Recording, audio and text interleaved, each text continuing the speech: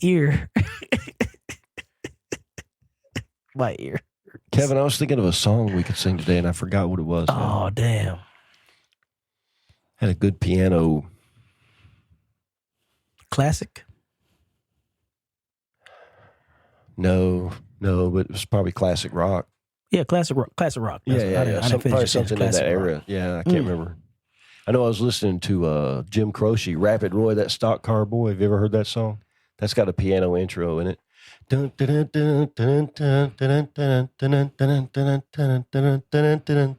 then Q kicks in with this bass. Boom, boom, psh, boom, psh, boom, psh, boom, boom, psh, boom, psh, boom, psh, boom. Oh, Rapid Roy, that stock car boy, he's too much to believe.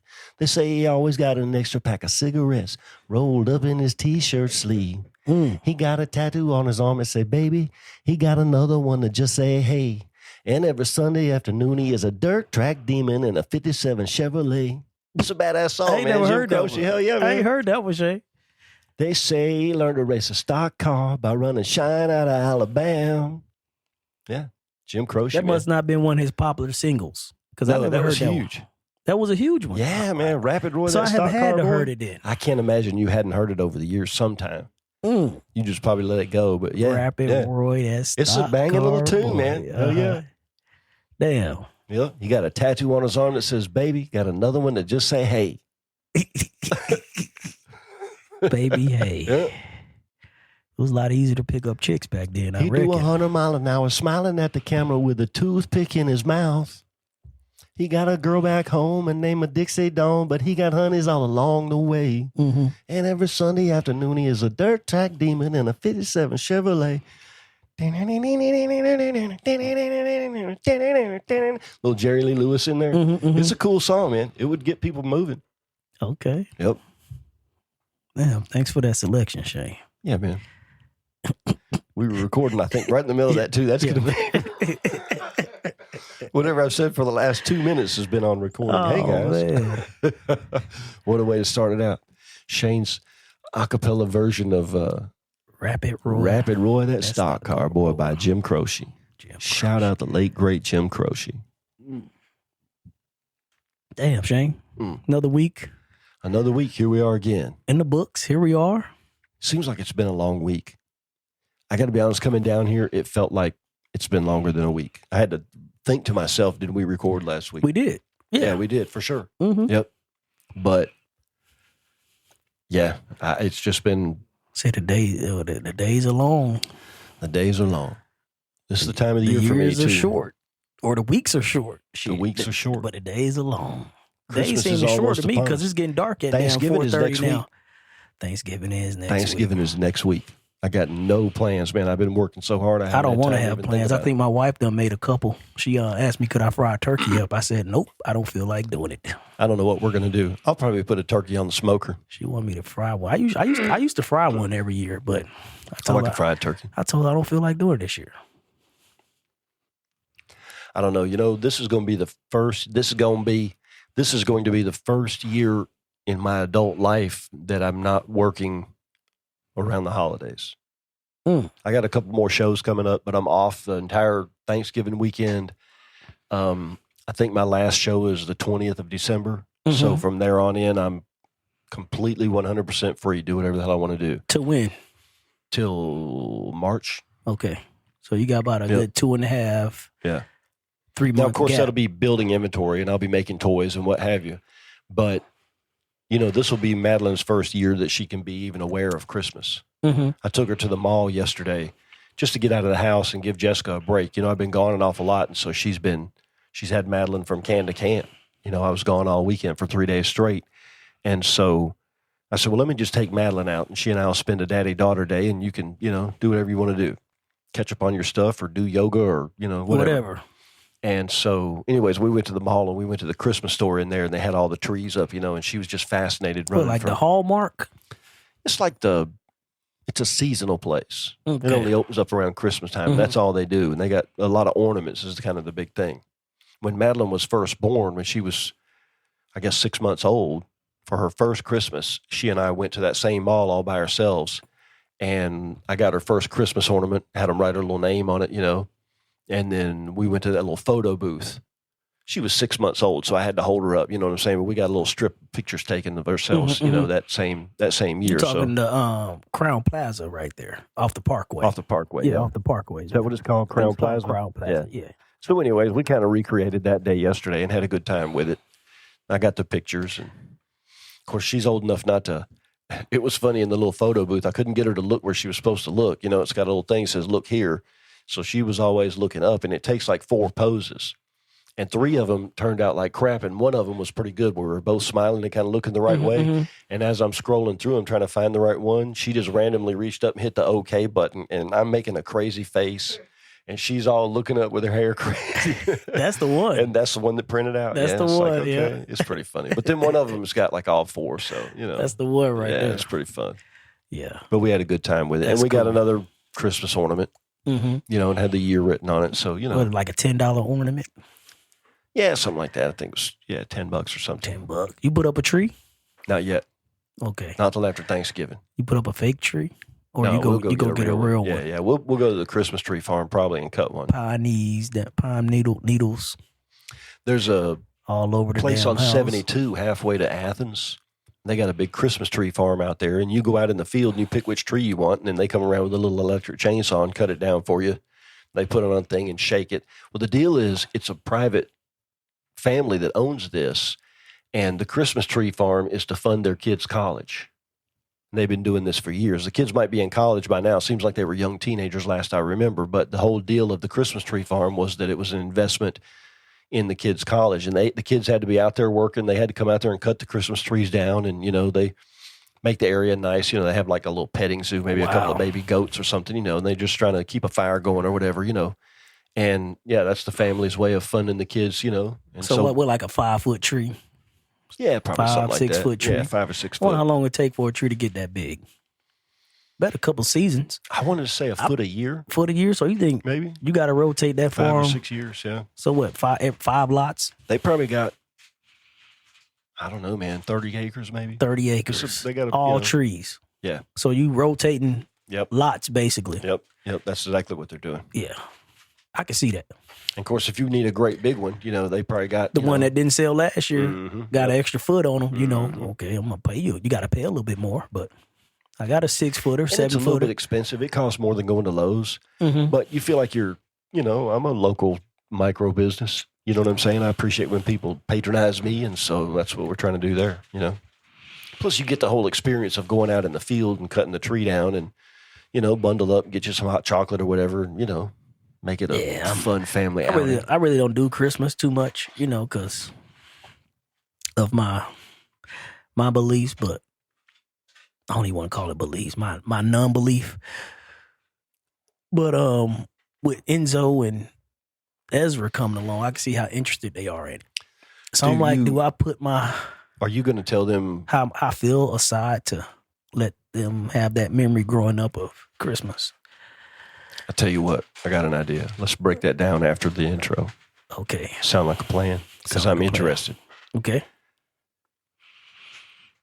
Coming to you now from that 86 Kids studio, deep in the heart of underground Huntsville, Alabama, here with my co-host, Q the Messenger, our illustrious producer, Kevin the Boss Man Richardson. They call me Shane the Brain. Once again, this is Fender Chronicles. Let's go. Let's go, Shane. Let's go. Let's go. Let's go. Hey. Let's start out deep into controversial let's get this territory. plane off the ground, as it were. We're well into character. Yeah. Well into character. Yeah. So let's talk about Christmas. Let's talk about Christmas, Shane. You said due to your beliefs, you're not one to celebrate Christmas. Then I corrected myself and said my non-belief. Non-belief. Yeah, it's not really a belief. It's like, I mean, for one, I think it's just a fucking cash grab and just another way large corporations suck money. That's out all. Of people, that's very true. You know what I'm saying? To try to get into Black Friday, right? Shit like that. Things go on sale. You got people out there standing in lines and fucking rubbing elbows just to get $10 off a 80-inch TV, and they already got 2 of them at the house. That shit like that. Crazy. I was like, I'm never doing that. I never got. I'm never doing that. the gumption to want to do that. Mm-mm. And then the more you learn, you like, okay, Christmas supposed to be Jesus' birth, but why the fuck we talking about Santa Claus and him coming down the chimney? How did Kris Kringle get tied into Christmas? You get what I'm saying? You ever looked into the history of it? No. I haven't, but There's some wild stuff in there. you just think I'm about not it an like expert, but it's nonsensical. We say we celebrating the birth of Jesus Christ. Correct. That's what okay. your Christian church will tell you. We Maybe. celebrating Christmas. A lot of people will say that. Christmas. But you be like, well, if we celebrate Christmas, these are the questions I started to ask as I get older. Christmas was originally a pagan holiday.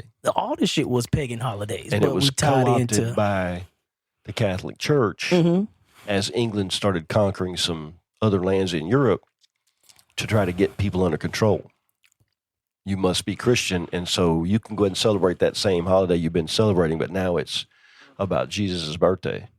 And then you start looking into some of the other, like modern day Santa Claus was invented by Coca-Cola. That's a fact. The fat jolly man in the red suit, that's a Coca-Cola invention, 100%, back in the late 50s and early 60s. we finna sell more Cokes. And they used it, and then they got that song, I'd like to teach the world to sing. That was done by Coca-Cola. That whole thing was, made up for a Coca-Cola Marketing. ad. But then, there's some other symbolism with Christmas, like the reindeer that can fly. Motherfucking Rudolph. The red nose that's lit up at nighttime.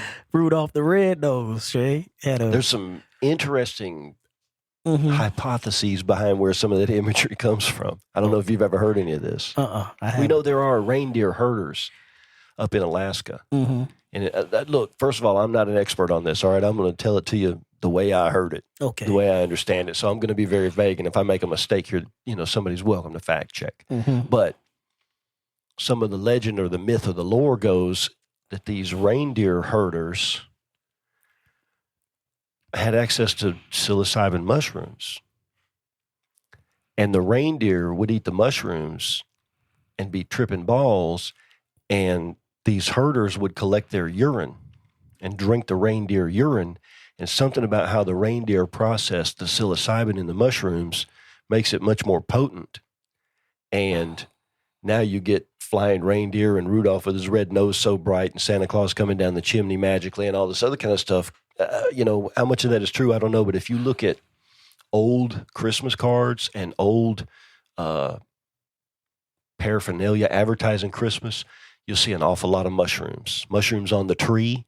I thought that was a mistletoe. Why would there be mistletoe's there? But you're going to see mushrooms. What Look the it fuck up. is a mistletoe? Old advertising for Christmas. And the mushrooms on the tree they would take these mushrooms, the psilocybin mushrooms, and hang them upside down from the tree and dry them that way. Hence the candles on the tree to provide heat to dry these mushrooms. And then they would feed them to their reindeer, and the reindeer would pee it out, and they would drink the psilocybin pee from the reindeer and travel to a new dimension. I think that's just some shit somebody high came up with. That's very possible too. I'm not the one that came up with it. That would, yeah. But there's a lot of correlation if you start looking into it.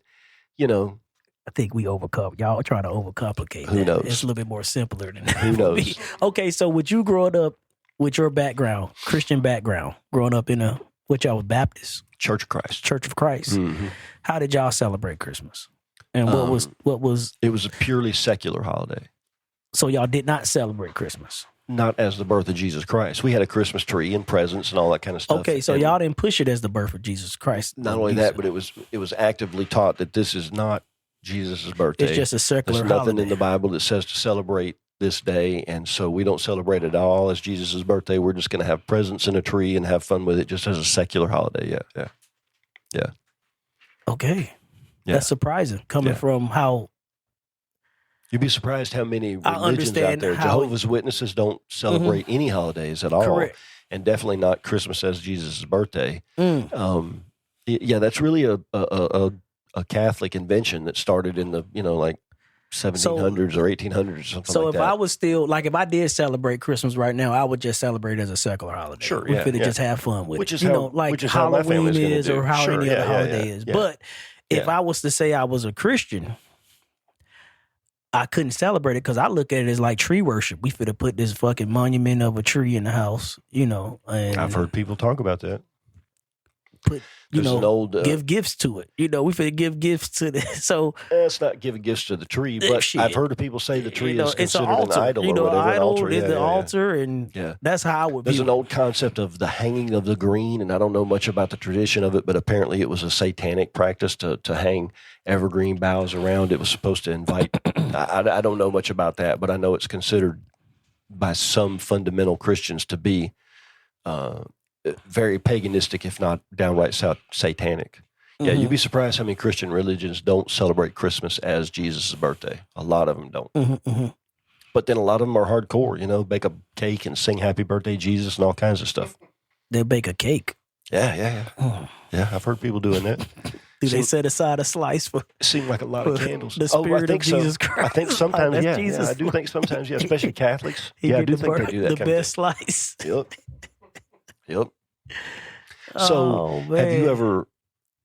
Did your older kids, or do your younger kids believe in Santa Claus? No. There was never a time when they thought Santa was real. I always told them I was Santa Claus. Yeah. Me and Mom is Santa Claus. Santa Claus didn't buy shit.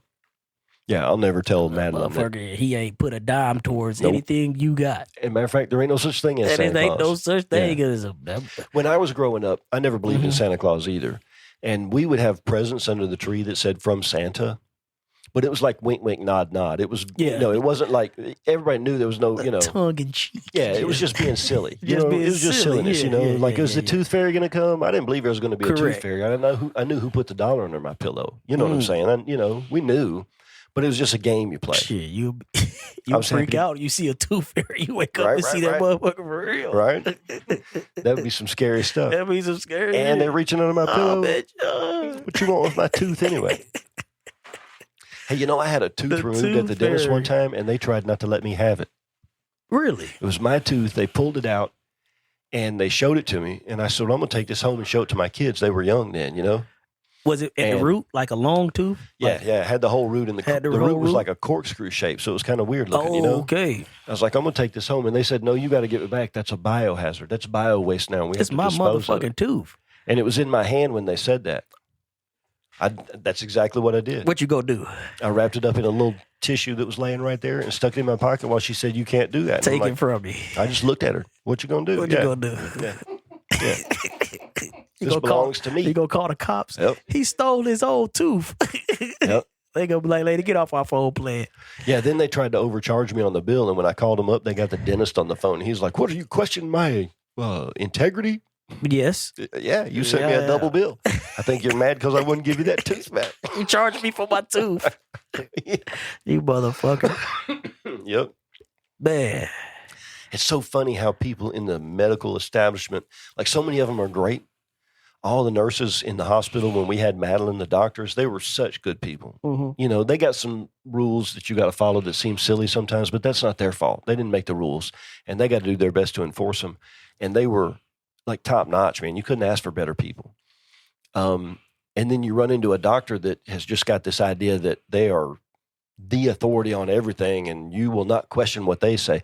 I saw this new doctor when I was shopping around for the doctor I've got now. I saw this young cat, and he said, well, I can't effectively provide care for you unless you're willing to put 100% of your medical decisions in my hand. I put my jacket on, got up, walked out. He got pissed off. I called him Doogie Howser. All right, Dookie Howser. He looked like he was young, man. He was very, very fresh young. Out of bed school. And I said, okay, well then I'm not interested. Dookie Howser was like a teenager though, wasn't he? Yeah. He was a kid. Dookie Howser was a kid. So I said, thank you for your time, but I'm not interested in pursuing this, and got up, put my jacket on. He got pissed off. Well, fine then. What, you're just not going to? Yeah, that's exactly what I'm doing. I'm not going to pay you. I see how this is, and I understand you have your standards, and that's cool. Yep. But I'm not going to hire you.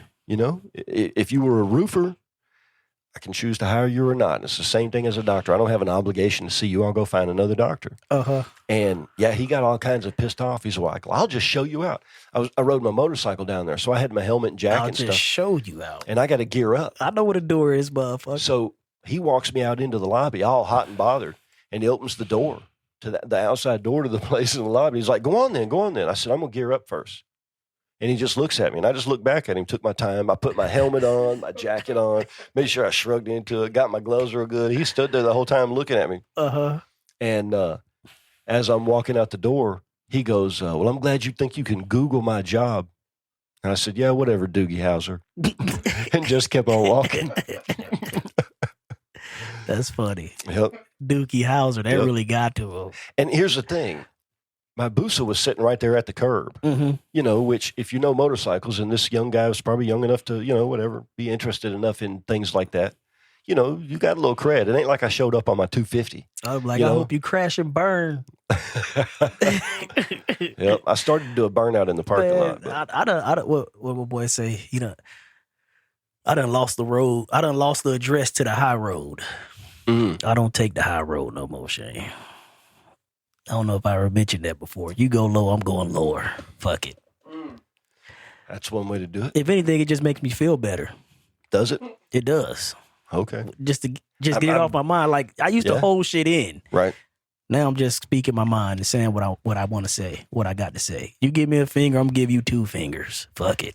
I might or I might not give a fuck enough about what you think and what's going on with you to even, you know. You could take that route too if you just don't give a fuck. But now listen, I gave a finger today. I threw a finger today. So do tell, Shay. Do tell. I like a good figure story. I was in the van. Let me think. Maybe it was yesterday. He gave a finger. Let me hear it. Did they give you a finger first, or you initiate the finger? I think it was yesterday because I think I had Madeline in the van with me. I got to be careful about that. I don't need her dropping birds. Whatever. It'd be funny, both of y'all giving a finger, little Maddie. You see a little baby finger come up. That would be the ultimate, wouldn't it? That would be the ultimate finger. A little baby finger. She's going to holler out the window. Fuck you. Yeah, I got to be careful. Oh, man. Yeah. So I was pulling out of a place. Okay. And I had room to pull out, but I had to kind of get on it. And the lady probably had to slow down a little bit. Like she didn't have to hit her brakes. But she ran right up on my ass, like 2 feet off of my ass, and just laid into the horn. And I already had the window open.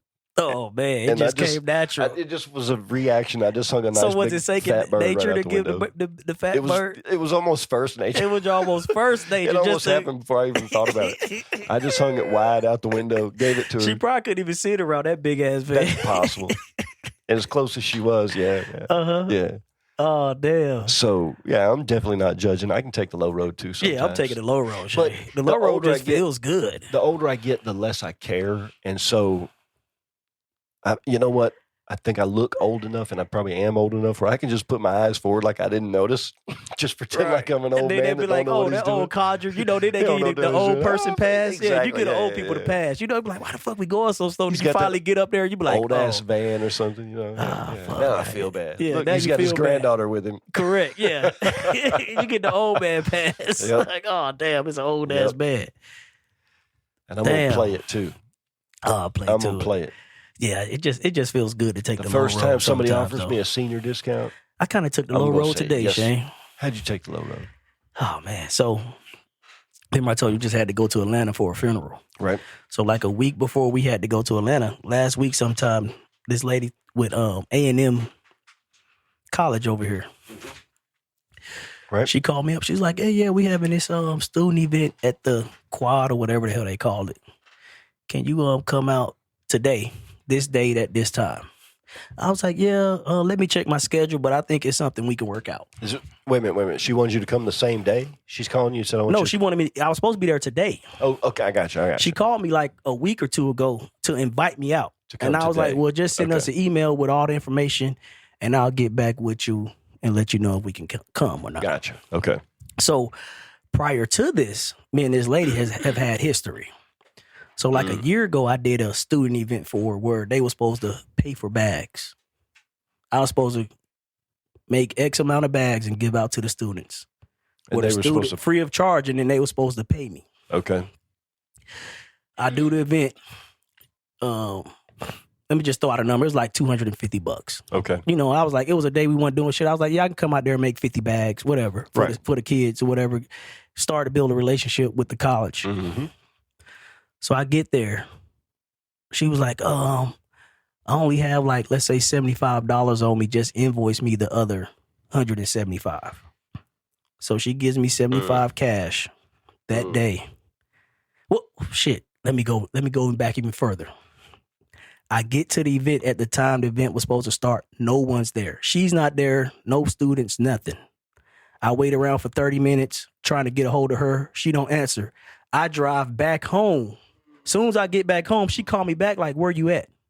I was like, you told me the event started at 5. I got there at 4:45 and sat there for 30 minutes. No one showed up. And I tried to reach out to see what was going on or if I'm thinking I'm in the wrong place. She was like, no, you was at the right place. I just ran late today. You know, can you come on back? That's how the relationship started off. Wow. So you went on back. I come back. And then you get 30 there minute and drive she doesn't back. have the money. She get there. She's like, all I got is 75 to give you now. Invoice me and I'll get you paid Monday. This happened last year. Okay. Send the invoice, $175. You think to a college that's nothing. Sure.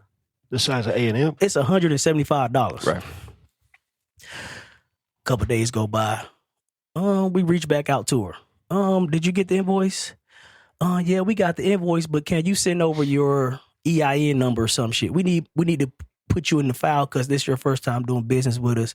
Can you send over the EIN number, whatever they ask for? Right. Oh, no problem. And send another invoice. Okay, send all that information they want, business license, EIN, whatever.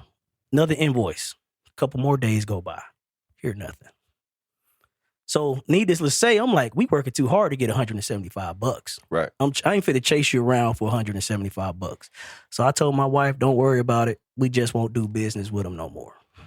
Okay. So that's the backstory. So you never got that 175? Never got the 175. This happened last year. Okay. So she calls me up, let's say 2 weeks ago, at the beginning of the month. Hey, we having this event on the 14th or 15th, whatever the day is. Can you come out to the students? Come out. I was like, yeah, here's my email. Send over the email with all the information. And I'm pretty sure the schedule should be open on that day. I should be able to make it. So with that being said, now I got time to pontificate on how I'm going to handle this. You know what I'm saying? Because now I'm thinking about all the past shit. I'm like, fuck. She never paid me. Never got that money. That she had the nerve to reach back out to me again. And when she called me 2 weeks ago, she tried to explain to me why we never got the money. Something got held up in the account, and she tried to explain the whole process. Well, you should have done this a year ago. But either way, whatever. I'm still thinking about doing the event though, because I'm like, okay, you know, it's a. By the way, here's the 175 I owe you. No. And would you like to do this event? No. That's not how she said it. Right. She made an excuse to why. So she remembered us not getting paid. She remembers. And that's just supposed to be okay. So she calls me up yesterday. So yesterday I done had time to think about it. She was like, are you still gonna be able to make it over? It done moved from the quad to the wellness center. It's gonna be from 4 to 7 tomorrow. Can you still make it out? Me having time to think about this whole process, I'm pretty much selling it like, yeah, I'll be there. Guess where I was today? You just ghosted her. So like I low-key got my lick back in a sense. Right. And that's not a relationship I'm willing to cultivate. And I could care less about doing business with A&M College. Over $175. I've heard those rumors. They never paid me, Shay. Of other people have said that. I haven't. This is my first time seeing it firsthand. Yeah, this is what I know firsthand. Yep. Coming from the horse's mouth. This is what happened to me. Well, thankfully, I'm not going to deal with that. We don't do colleges. Yeah. We just don't do, you're not selling toys at college. Don't got, yeah. Unless they want a little training there. Yeah, that's few and far between. As a kid, college kid. They don't have money for my toys. Yeah. They want, they want a discount. So I low-key took the low road, and I know it's probably unprofessional, but who gives a fuck? One of the joys of having your own business. That's one of the joys of having your own business. Sometimes you can choose where to draw the line. Yep. One of my pet peeves at a show is always people breaking down early. And I did that show in Birmingham 2 weekends ago. It's some harsh shit, Jane. It is harsh. God damn. It's like some stuff we would have drank 25 years ago. This like paint thinner. That shit's rough. But you still steady drinking it though. Yeah, I'm sipping it real slow. All right. But every time I sip it, I just took mine all in one like NyQuil. Yeah. You hit it like NyQuil. Damn. Yep. Just be done with it. We drinking some whiskey, by the way, listeners. Some local whiskey. Local whiskey. We won't give the name. They need to refine not, this a little bit better. Yeah. They need to smooth this out. They need a little work on that. There's some heat to this. Nameless. God damn. You might have heard their name before, but we'll leave them nameless. We'll leave them nameless. Man, so let me give you an update. I'm sorry, Shay. No, you're going, good, bro. This is a whole new topic, apropos of nothing. Okay. Switching gears. I did the Homestead Hollow Christmas show this year. You might have remembered I've talked about the holler. The holler. We down in the holler. Down the holler. Not the cut, the holler. The holler. Yeah. So was that this past weekend? That was this past weekend, yeah. Okay. That's just outside of Trussville, Alabama. Okay. But I don't know if you remember me talking about my neighbors that are always there next to me. Toe Ring Bonnie. Mm-hmm. Remember Toe Ring Bonnie? Mm-hmm. Do you like toe rings and thumb rings? Yeah. Smoke the cigarettes. Smoking cigarettes. She's 83 years old. And her that husband, was 91 Farrell, or 93? 93. 92. In his 90s. Okay. He was a different guy this time. Really? Yeah, he showed up with a walker. You can tell by his face, he's got kind of some bruises on his face. You like can them tell fell down, maybe? I don't think fell down, just some of the spots that you get as things start, slowing down. Mm-hmm. He spent most of the time sitting in a chair wearing wraparound dark glasses and didn't have anything to say to anybody. There wasn't any stories back and forth. If you spoke to him, he'd speak back. It wasn't like he was just unaware. He was there. He still went and got the car for his wife. The ladies, not the ladies, the volunteers coming around in golf carts would keep a close eye. And if they saw him walking off somewhere, invariably somebody showed up with a golf cart and gave him a ride, which was pretty cool. And then he would go get the car and pull it in there, and then Bonnie would have to drive home. He can't drive home. Okay. But he would, he's being a man. He's doing the best he can. But, yeah, I talked to Bonnie a little bit about it, and she said, yeah, he's not doing too good. And I don't know. It's just, I've been knowing them now for 3 or 4 years, and they're super cool people. And, he's in his 90s. He's already past his expiration date. The time is coming. Shit. When they're going to do Homestead and, damn, yeah. he ain't going to be there. Yeah, he definitely ain't going to be there. Yeah, I don't know if she'll come without him or not. Probably not at first, but maybe. She's got to be around people. Bonnie's social butterfly. She's a social butterfly. Yep. Do you like toe rings? 90's a good long life, Shay. It's a good long life. Especially for a man. And he's got plenty of stories. Yeah, guys kick the bucket. He's led a good life. Averaging about 76. I want to say. Is it that young? For a guy in America. That's only 20 more years for me. 20 more years. I'm 54, so 22 more years. You got 22 good ones. You know what? I'll take 22 Maybe good years 22 good ones. 30 shitty ones. Yeah. If I can do 22 more years, still doing pretty good, and then all of a sudden drop, well, okay. But if I can do 30 or 40 more years, I'll take it. Keep your weight under control. Stay active. Keep your weight under control. Stay active. Watch what you eat. Yep. Chase Madeline around for the next 20 years. That's going to keep you spry right there. I'm hoping. Mm-hmm. I'm hoping. Play a lot of disc golf. I'm waiting. I can't wait for the end of the season. Making toys. Damn. I'm ready for it to be done. And 92. And you can just see that turn, huh? Yeah, you really can see that turn. I went in when we was in Atlanta. I went and hung out with a buddy who I haven't seen in about 10 years, and we got a bottle of whiskey, and we just sat around, me and his brother, and we just talked for about 4 hours. Nice. And he was telling me how his grandmother just passed away about a month ago. She was in her 90s. Okay. Say she ate her breakfast. Everything's good. Walked upstairs. And as soon as she got in bed upstairs, just passed away, just naturally. And I'm like, man, she lived a long life. My condolences, but she lived a long life. But my congratulations also. Correct. Everybody want to get that old. Yeah. And everybody ain't going to get that old. That's the thing. And if you're going to go, that's the way to go. That's the way to go. She ate her breakfast and she conversate with whoever was with her and got in bed and that was it. And you didn't think nothing of him. He was like, she was just down there a couple months ago. She flew down by herself and everything. No kidding. No, unassisted. She could still live like that. So nice. And at 91, I wondered at that age, do you just kind of give up?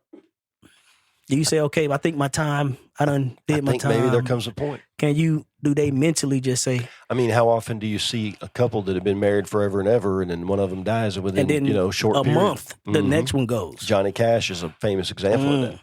When June died, they died of heartbreak. Died of heartbreak. And that may be true. I think maybe at some point you get to the point where you're just done.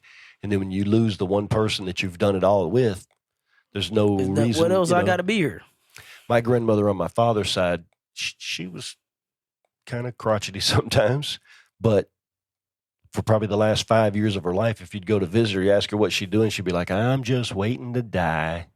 And she was serious. She was serious. Her point was waiting to die. She had lived her life the way that she believed that she should have lived it. She raised a home and took care of her husband and family while her husband worked. And then they retired and had some years together, and they tended garden and whatever. And, she felt like she had accomplished her mission in life, and she was ready when the time came.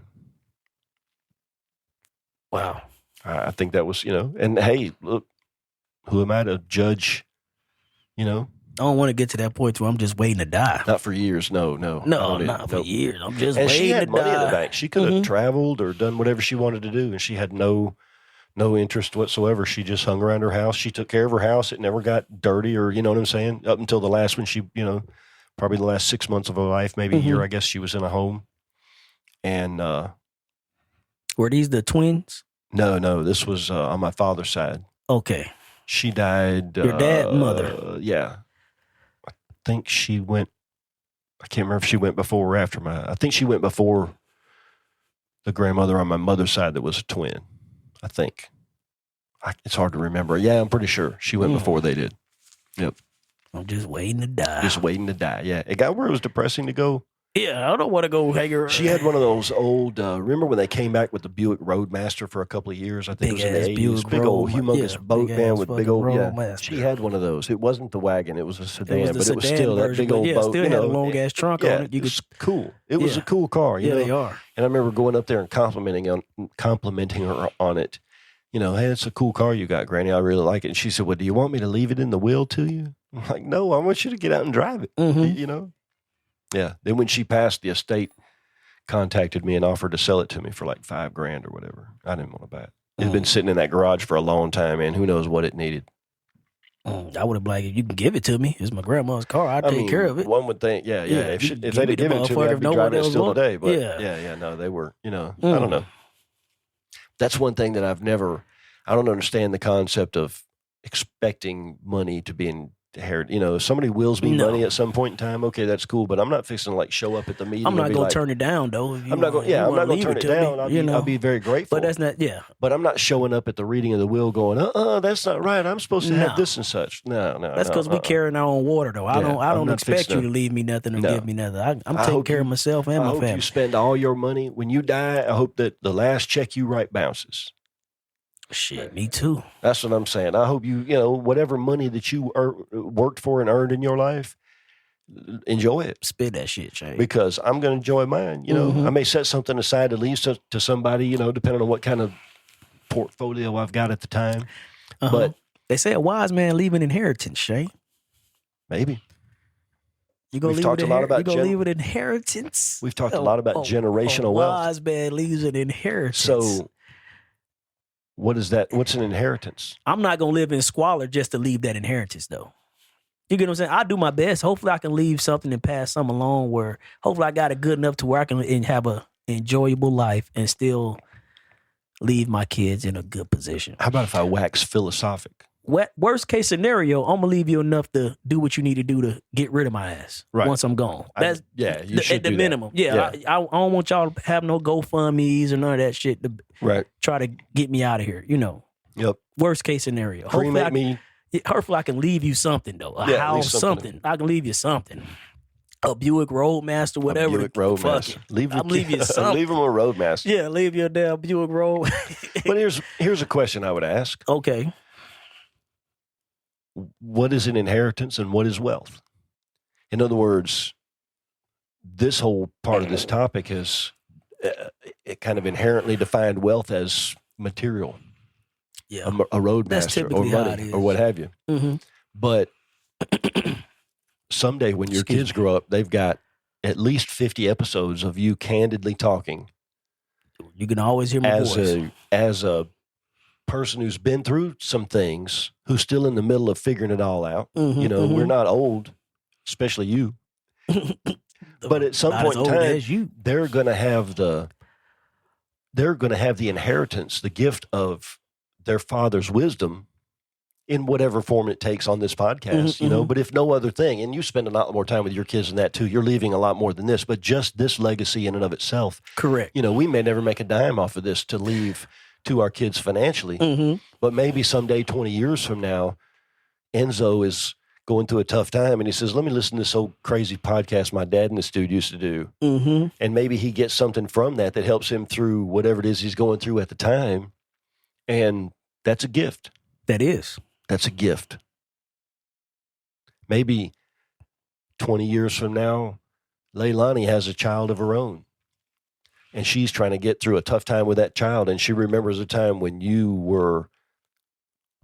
was just you and her on a popcorn truck on a hot day. And maybe you were frustrated. Maybe she was frustrated. Maybe what it was. And she saw the way you handled that and the way you kept your calm. And, maybe you didn't keep your calm the way you wanted to, but you didn't pick up a stick and start wailing on her or whatever. You didn't call her a little loser bitch. You know what I'm saying? I don't think I never call her that. Of course not. But of course not. I and your daughter is going to remember the fact that that's not even a possibility. Not every little girl can say that, So the legacy that you leave is in and of itself an inheritance, I think. And I think that when they look back and see the choices that you made, you could have a whole lot more money than you have right now if you were willing to plug back into the corporate world. If I was willing to just say, fuck them. Or if you were willing to say, fuck them. That's 100%. You could just walk away. I can have a lot You're still money. young enough to be a swinging bachelor, and you'd be, you know what I'm saying? You most certainly could do that if you chose. And you choose to stick around and provide that example. Look, we've talked before about how much of our country's social problems stem from no father in the home. You've made sure that you left that. That's an inheritance, brother. That's wealth. Right. That's wealth you can't take away. Shit. You can take away somebody's things, but you can't take away that legacy that you're leaving already. Fuck the money. Money's easy come, easy go. Easy come, easy go. Easy come, easy go. And we know more money, more problems. And they print that shit off every day. And they print it off every day. And who knows what's 30 years from now, if the world as we know it collapses and society is completely different, any financial or material things that you left him isn't going to mean a thing. But if you taught him how to survive, if you taught him how to look at things differently, how not to be part of the mindless masses being herded like sheep. NPC. That's going to be more valuable than the trust fund baby that had 10 million, because that 10 million ain't worth anything now. It was just ones and zeros anyways. Oh, you had 100 Bitcoin? Well, when Wall Street collapses, that Bitcoin's going to be worth nothing. But if you raised a child to go by his or her own wits and react to the world around them in a way that's going to turn out favorable for them, wealth. That's wealth. That's what breaks the chains. Money comes and goes. Money comes and goes, Shay. Except for that money you can't get rid of. But even the billionaires, man. Listen, Jeff Bezos was worth nothing. And now he's a billionaire. He could lose it just as quick as he got it. You know? We, like I said, we was just in Georgia. And we actually bought some lottery tickets. I bought one for Cynthia, and then she went back and bought like 4 more. Okay. And a couple scratch offs. Sure. And their Powerball was up to, was it $500 million? $500 million. And like it tells you on the ticket, if you were to take the buyout, the cash out, it tells you exactly what you'll get. $256 million. $256 million. After the, just if you take the cash out in your bank account or whatever. It tells you on the ticket right there. $256 million. $256 million. I say, then she asked me, she said, honey, if we win, what would we do with all this money? Tell me you didn't say split it. This how I know my... No. Sorry. I should have. But sorry, this how I know my life is not as bad as fucking I can woe is me it is. Right. When I couldn't even think of nothing I would do with that money. Other than, okay, we might go buy a nice house. Couple of toys. And get a car. Cool car or something, yeah. That's on. I was like, I don't know what the fuck. Take a trip. Ah, shit, life ain't that bad, Shane. Life ain't that bad. If that's all I could come up with, that's just, and I got an imagination. Sure. Get a nice house, buy you a nice car, and take a trip. Outside of talking to a financial man, somebody financial. But outside of that, I'm like, what the fuck would we do with all that money? I'm like, how much money you need? I'd probably pay off my house and keep a couple $100,000 you got in a checking account. $250 million. Fuck that house, Shane. And I might just put the rest of it into something for a year under a financial advisor and just think about it for a year and not tell anybody. What would I do with all that money? What would I do with all that money? Yeah. I'm pretty happy now. Life ain't that bad. Nope. If motherfucker thinking like, oh. What was that old Joe Walsh song? Life's been good to me so far. Life's been good to me so far. Yeah. My Maserati does 185. I lost my license, now I can't drive. I got a limo right in the back. I lock the doors in case I'm attacked. Oh, Joe Walsh. Life's been good to me so far. Yes, I was like, I can't think of what I do with all that fucking money, Shane. It's funny how it's easy to. I would say, hopefully, I would be more. I'll be a philanthropist. Yeah. I'm like, 256 million. What is me giving you $1 million out of 256 million? You're never gonna miss it. I won't even miss it. I'm gonna remind you of that if you hit that 256. Oh, I definitely throw you $1 million. You ain't gotta pay me back. Now, Thanks, if you do something with it to make more millions, if you want to pay me back, we'll go into business together. Yeah, why not? But look, you know what would be fun? $256 million, Shane. What if we took $1 million and spent all of it on promoting and growing this podcast? $1 million? Yeah, Kevin the Boss Man. If we were to give, if somebody was going to write you a check to build the studio that you would like to have. Of your dreams. Say of your dreams, but a working studio that you would love to have. Just set aside a room for us. You got enough land, an acre of land or whatever, and from the ground up, you're going to build it. $1 million? Around there? Less than $1 million? With all the equipment, bells and whistles.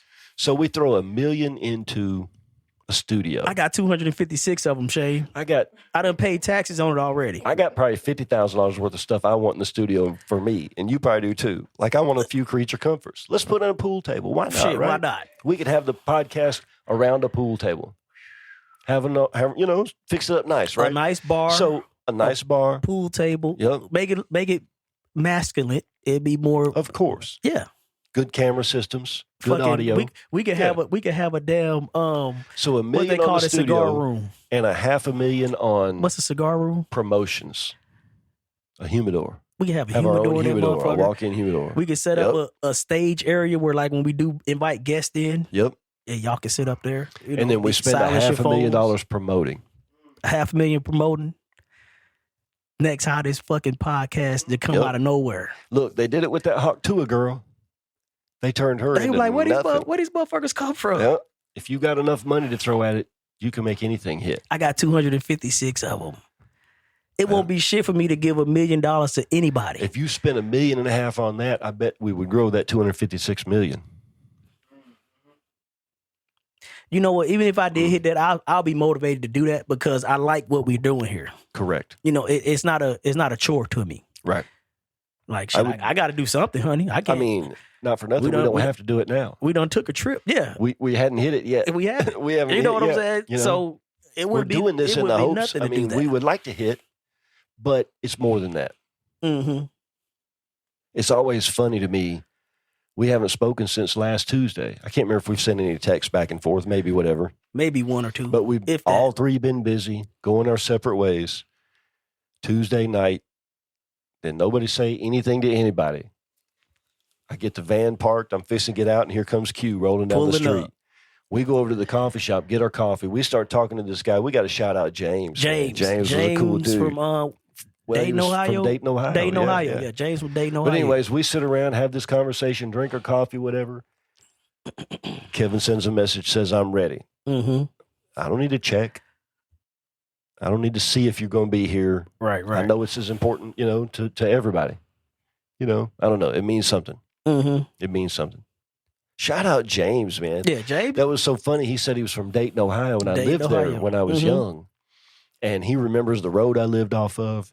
And we talked about Wright-Patterson Air Force Base, and this nice little community near there called Beaver Creek. He knew this pizza place. There's a pizza place up there that does old style. That New must York be when I got that phone call. I missed that part of the conversation. Yeah. Casano's Pizza. And he was like, yeah, I know Casano's. They put the salt on the bottom. I'm like, yeah, with the big spatula or whatever. Yeah, that was pretty cool. Okay. Yep. Shout out James, man. Shout out James. It's crazy who you'll meet on the sidewalk. On the sidewalk. He was just sitting out there having a coffee. Just sitting out there having a coffee, yep. Cool dude. Yeah, he was, man. James was all right. There's a road in Dayton, Ohio called Needmore Road. And so when you're riding through there on the highway, you see the sign coming up that says Needmore Road, spelled 1 mile. How it sounds? Spelled exactly how it sounds. But they spell it all in one word. All one word, but how it sounds. It says Needmore Road, 1 mile. Like, you need another mile of road? Am I fixing to be on gravel right here? What do I need to slow down? Yeah, it's pretty funny. Wow. It's a small world. It is. It is a small world. It's funny how you run into somebody and like, yeah, I knew that. I saw that. I was at that place. I know what you're talking about. It is. When you break it down, the world is small. Man. Remember the young lady that works for Jason sometime named Chloe? She sent me a text one time. Her and her family were in Chicago. And she was like, yeah, we're all up in here in Chicago, whatever it is, not at the market today. And I said, if you're in Chicago, you got to go get an Italian beef at Portillo's. And she sent me back, no way, we're at Portillo's right now. And sent me a picture of her dad having one of those Italian sandwiches. Yeah. It was hilarious. Already ahead of you. Yep. Damn. Yep. If you get a chance to go to Chicago, go to Portillo's and get you a Italian beef sandwich. Have you ever had one? No. So they got. Do it come with an au jus? Yeah. Well, I'm thinking like a dunking sandwich. Like I want to dunk that motherfucker. They dip it in the sandwich before they dip it in the jus before they give it to you. You can get a cup of the jus if you want to. If I wanted to. Okay. But they make the sandwich. They shave the beef off of a thing like they're doing a gyro, a gyro, whatever you want to call it. A gyro. Yeah, it's a gyro. They shave it like a gyro, but it's beef, not lamb. And they pile it up in the sandwich, whatever they're putting, and then they wrap this. I can't remember what kind of bun they use. But they just take a pair of tongs and pick the whole thing up and dip the whole thing down in the jus. Hold it there for a second, then pull it out and put it in a wrap for you. And you just eat it all juicy. You can't eat it going down the road, that's for sure. It's not a fast food place. Oh, damn. Yeah. It's I don't know why when you said that's what I think of for some reason. Dude, I never had it. Never heard of it. It's fantastic. Yep. It's Chicago. fantastic. It's been years since we've been in Chicago. Chi-Town.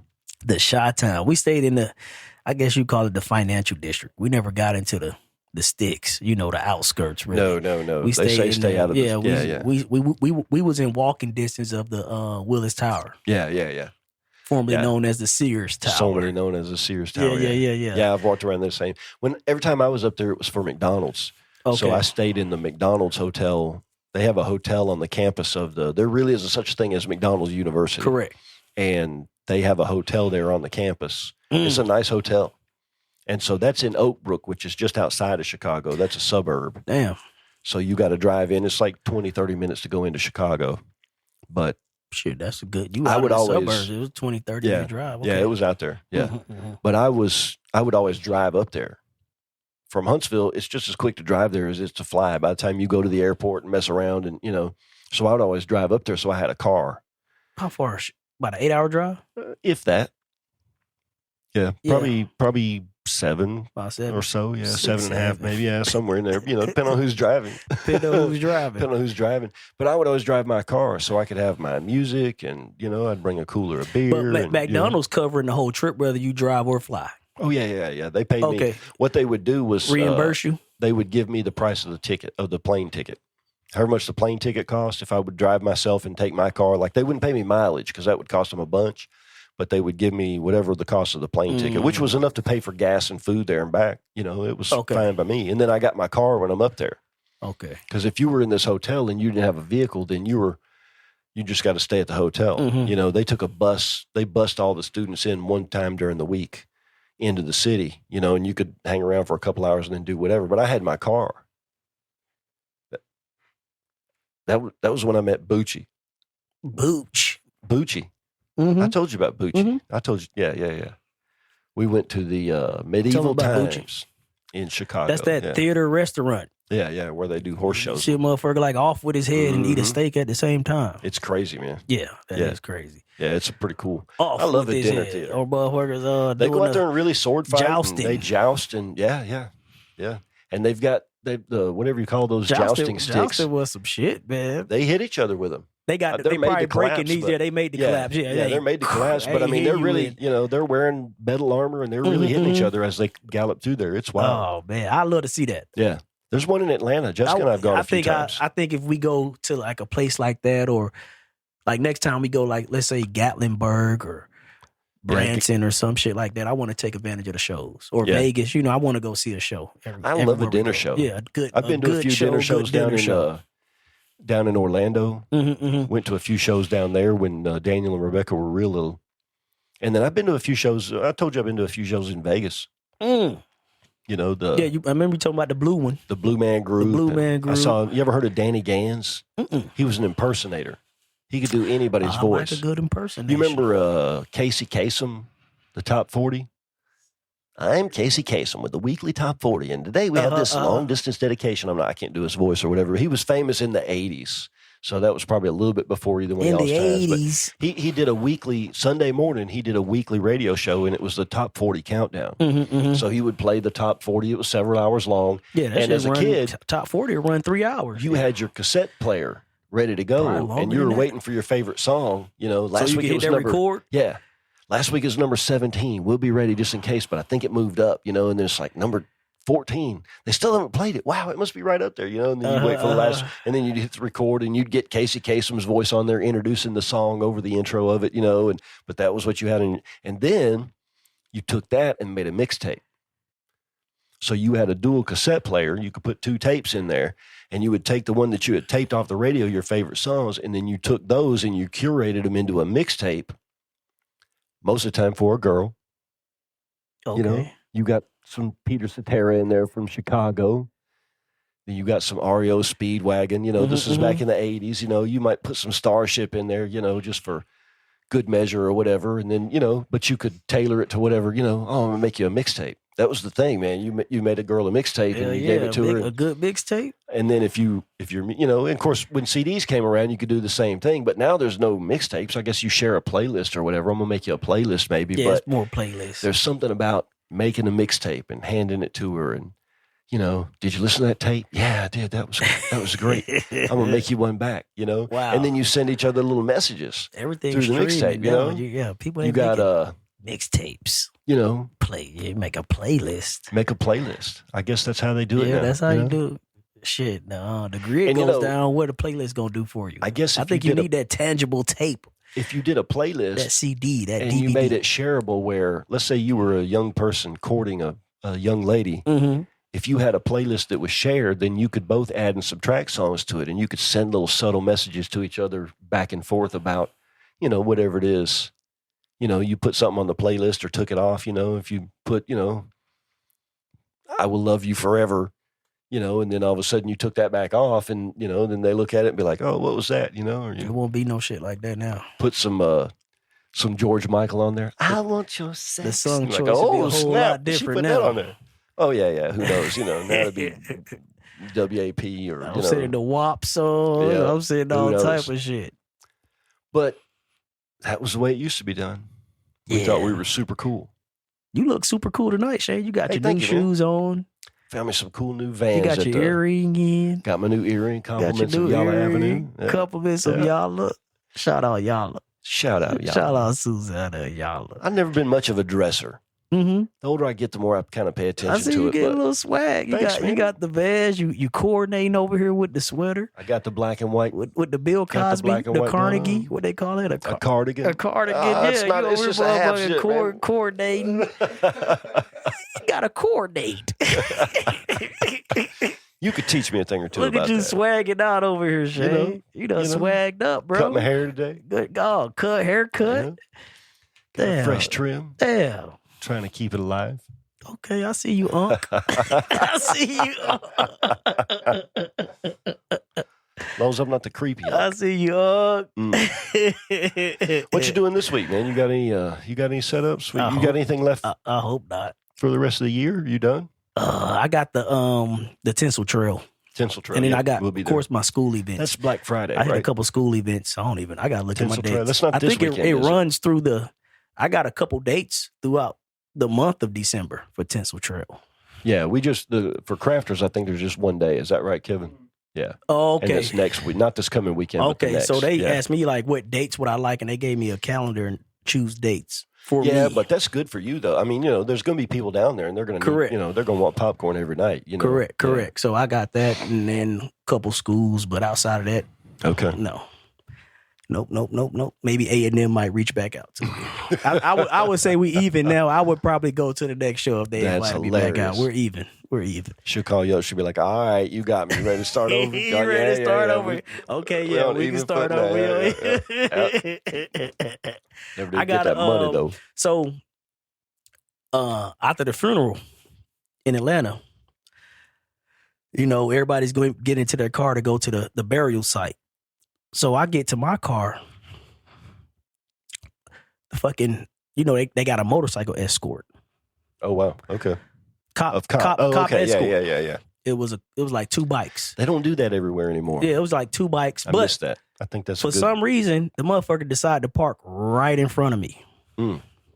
The bike, the lead bike. Okay. Parked right in front of me. I was the first one out the church. I have no relation to these people, so I wasn't standing around talking or whatever and trying to decide who's going and who's not. I came right after the funeral. I came right to the car. Okay. My wife stayed back, so it really wasn't a big deal that the cop was in front of me. So when I get to my car, I see the cop. The cop's talking to the lady that's in the car right next to my car. That would be to the left of me. Okay. I'm backed into the parking spot, so she's on the left of me. Gotcha. The cop's talking to her. And his bike is blocking your car. His bike is right in front of my car. Okay. Out of all these cars, and I parked kind of in the back. I didn't park towards the church because I was like, well, I'm going to let the family and anybody else use those spots because we got there earlier. Cops parked right in front of me, Shay. Like, his bike's the width of my car, and he's right in front of it. Mm. So I got Ezra with me. Throw Ezra in the car. Enzo's with my wife. Throw Ezra in the car, unbutton my suit jacket, pop the trunk, put my suit jacket in the trunk, fiddle around a little bit more. Take your time, making it obvious. Because he can see me, I can see him, because he's right next to me. She's backed in too, though, so we're not on the same side of each other. Okay. We're both backed into the spot. So Gotcha. He's on the other side of her car. About 3 minutes go by. Okay. I'm like, okay, I start my car up. Okay. They hear my car running. I'm still not in a hurry, though. I just want to see if he's going to be like, oh, let me get out your way. Because he don't know that I'm still waiting on my wife. Right. We haven't had no conversation yet. He didn't see who I came with. He just saw you with the baby. He saw me with the baby, get in the car, get everything ready, crank up the car. And his bike's blocking and his bike's right in front of mine. Wow. So, I sit there a little bit longer. I keep my door open. I was like, okay, another minute goes by. So now it's about 5 minutes done went by. Okay. He still haven't said, let me move my bike out your way, sir. You like you about to leave. So a couple minutes before Cynthia walk up, I look at him. I say, excuse me, sir. Do you know who bike this is? These are my exact words. Do you know who bike this is? Oh, yeah, that's the guy. He's down there.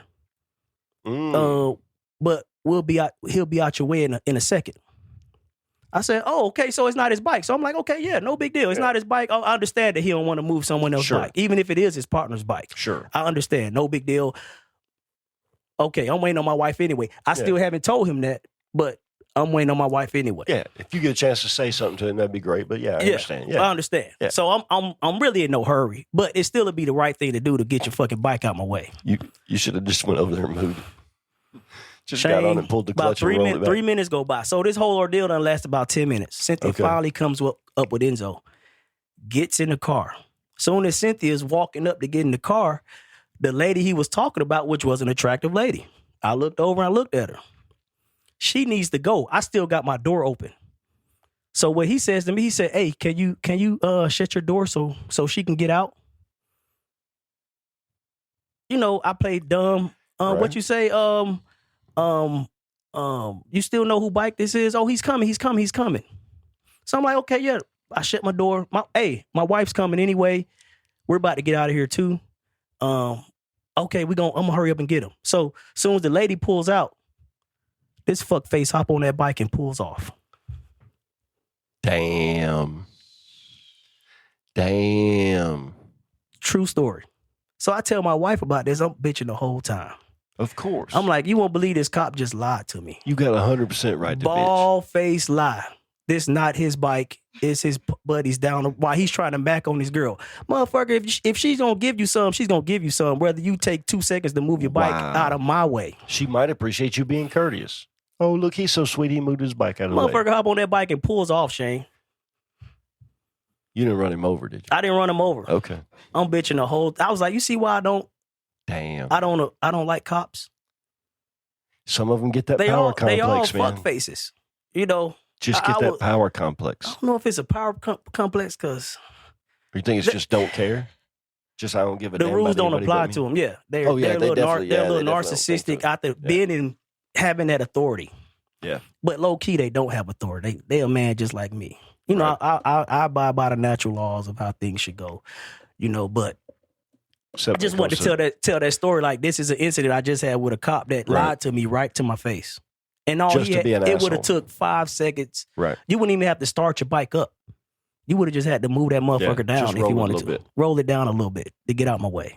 But you lied to me and told me it wasn't even your bike and it was your partner's down there. Nothing you can do about it though. Not at this point. Was he white or black? Black guy. I would say he was maybe 45, maybe 50.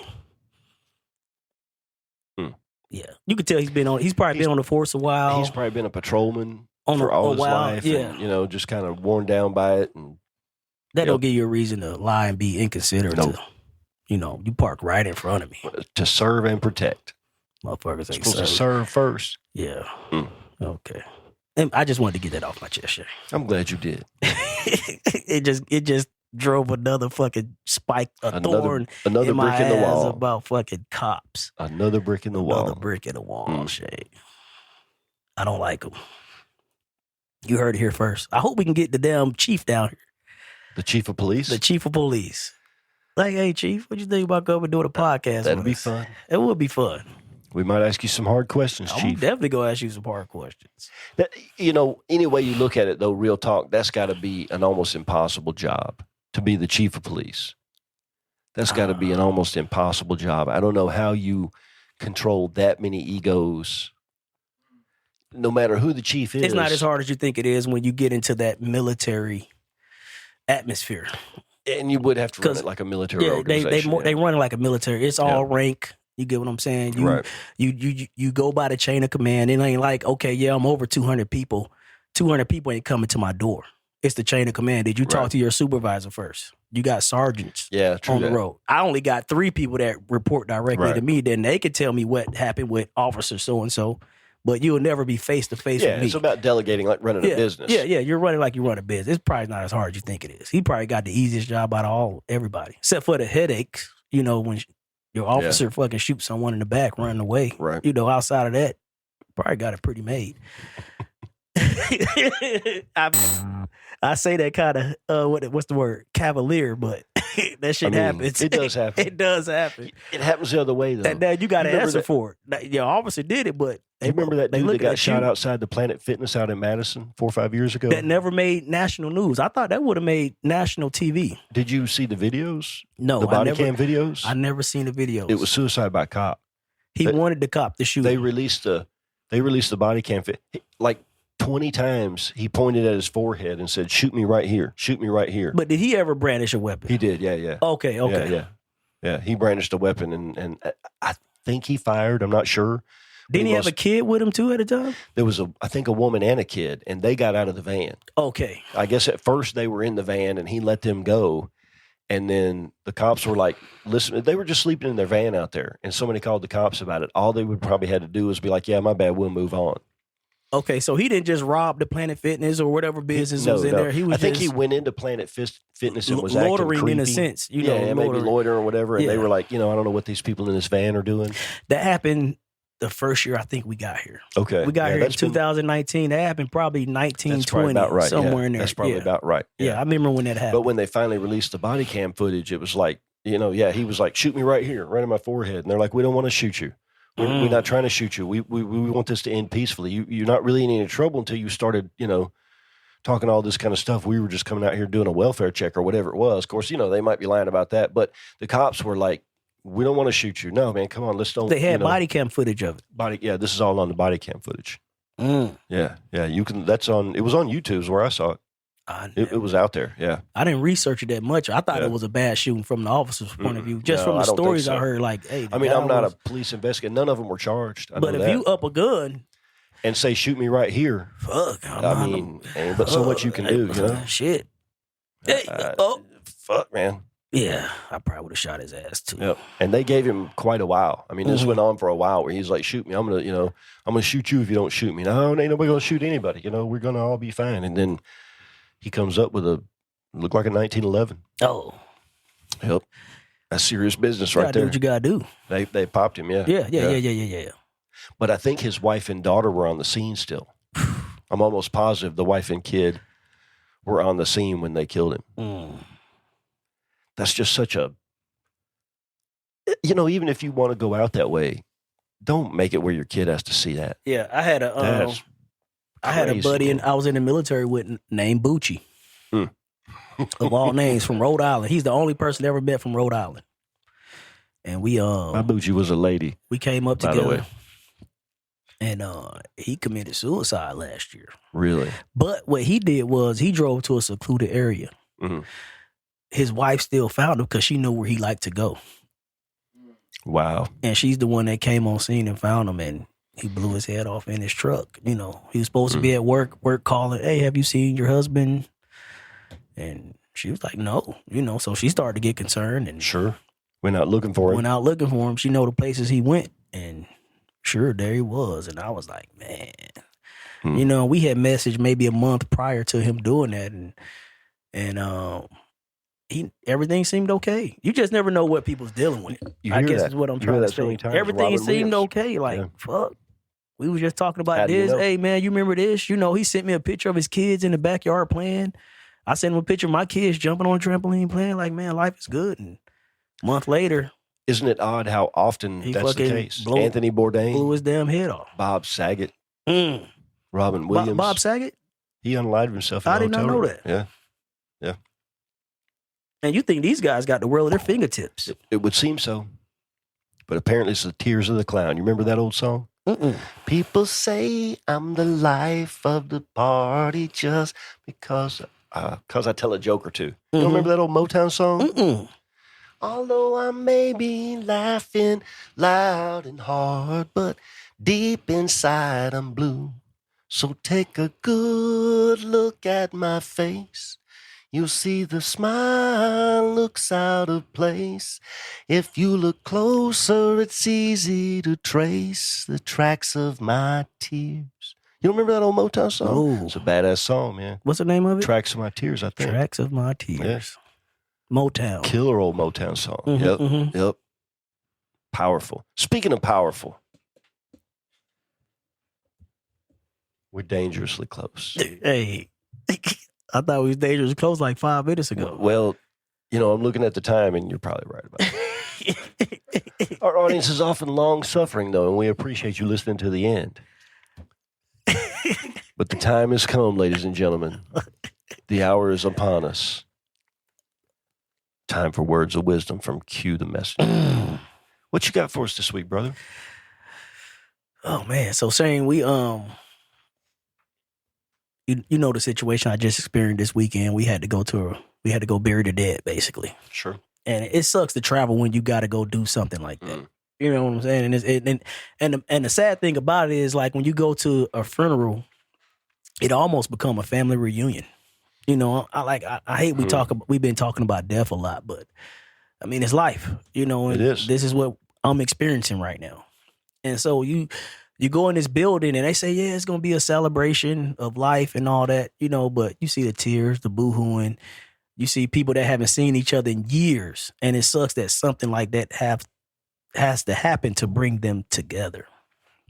And then you got your people that get up and do their eulogies and tell all the stories and the memories of the life that just passed away. And it had me sitting there. It made me start to reflect on my life and how, in the grand scheme of things, life can be so short, especially for someone like the guy who they just buried. He was only 41 years old. Wow. 40. I'm about to be 41 in a couple months. And it just made me think, man, you can't be hesitating. You can't be hesitant in life. And I know with me, I like to chase perfection. I don't know if I told you, but I think I struggle with a little OCD. Sure. With a lot of things. And I think my family helped ground me to where I kind of look past my OCD. Like I have to mentally say, I know that picture's cricket, don't go move it. And having a family, having kids have helped me to control it. That's the word I'm looking for. It helped me control my OCD-ness. So, but I say all that to say that you can get paralyzed by perfection. Don't let perfection paralyze you. If you got something you want to do, just start doing it. It don't have to be perfect at first. And I know I have to check that in my life a lot because I want to have everything already lined up before I even present it to the world. I want to have all my ducks in a row. I want to have everything I need, all the ingredients. So I can get analysis paralysis. We can go on and on with different tropes on how to say it, but just don't let perfection paralyze you because life is too short. Don't be hesitant. That's all I got, Shay. This has been Vendor Chronicles. Peace. Another great show. Another one in the books.